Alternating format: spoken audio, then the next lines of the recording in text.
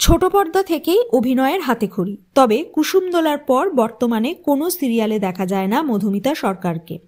বেশ কিছু web series এবং বড় পর্দায় দেখা গেছে। শোনা গেছিল বলিউডেও কাজের সুযোগ পেয়েছেন। 2024-এ মনের মানুষের সন্ধান পেয়েছেন অভিনেত্রী।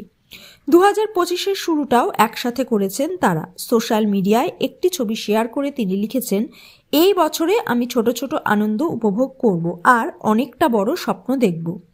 এই বছরে আমি আর পারফেকশনের পিছনে দৌড়ব না, বরং আনন্দ আর শান্তি খুঁজব। চাইব জীবনে চলার প্রতিটা পদে যেন শক্তি খুঁজে পাই। জীবনে দেবমাল্যকে পেয়ে তিনি কতটা খুশি সেটা আগেই জানিয়েছিলেন। তিনি বলেছেন, দেবমাল্য তার ছোটবেলার বন্ধু, বহুদিন ধরেই তারা পরস্পরকে চেনেন। একদিন মনে হলো বন্ধুত্বকে আরও এক ধাপ এগোনো যাক। আমরা ভালো আছি। কবে বিয়ে করছেন মধুমিতা আর দেবমাল্য তা অবশ্য এখনো জানা যায়নি, তবে কিছুদিন আগে বলেছিলেন 2025-এও শুভ কাজটা সেরে নিতে পারেন। সবটাই সময়ের অপেক্ষা। সৌরভের সঙ্গে বিবাহ বিচ্ছেদের পর মধুমিতা নতুন জীবন শুরু করলেও সৌরভ এখনো সিঙ্গল।